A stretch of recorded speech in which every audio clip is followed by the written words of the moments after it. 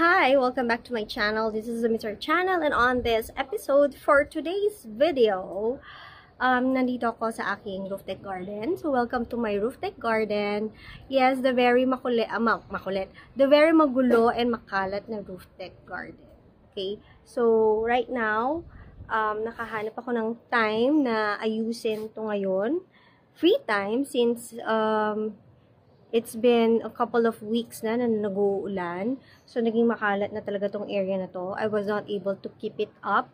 And, ang malala dyan is, meron kasing mga stray cats na nakakaakyat dito and ginagawa nilang CR yung aking mga plant boxes here. Oh, ayan oh.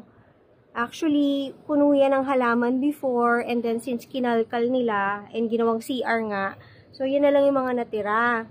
Yan o, yung aking kamatis. Tapos, ang malala dyan, kasi initially, dito lang sila sa kamatis na to, nagpupupo. Ngayon, nag-transfer na sila even here, yung aking arugula, if you can see, ayan.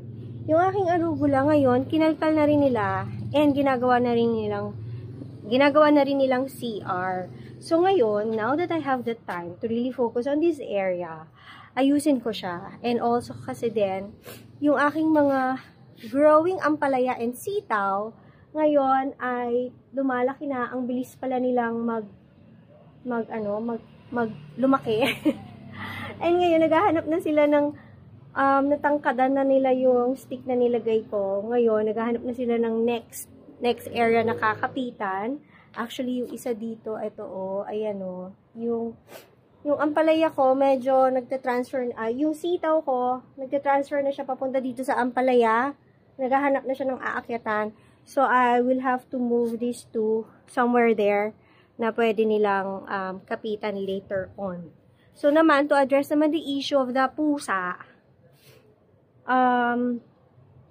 I gathered some sticks over here and parang yung screen, gagawan ko na lang ng parang makeshift fence or screen para makover, hindi nila makalkal yung lupa, and at the same time, hindi naman makover yung araw. Because ito na yung talagang best area dito sa amin na may ample amount of sunlight, and at the same time, pag umuulan, nauulanan din sila. So, very good area.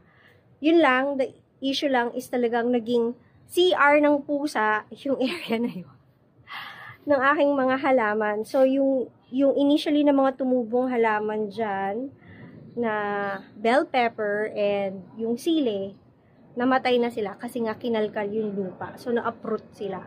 So, ngayon, I will have to deal with the cat poop first. Lilinisin ko muna yon. And then, I'll try to build yung fence. And then, I researched na yung vinegar is also okay to repel yung mga pusa from coming near yung garden. So, magsisprinkle ako ng vinegar around the area later on. So, that's my activity for today. So, that's what I have now for today's video. Ayun lang. I'll just update with pictures later on. Because also, I need to tidy up yung kabilang area naman. Yan. Na ang kalat-kalat din. So, hindi ko rin masyadong nalinis pa. Because, yun nga, nag-uulan lately, ang lakas ng ulan. The past few weeks, or last month, nag-uulan. So, I need to clean up that area naman. So, yun lang for today's video. Bye!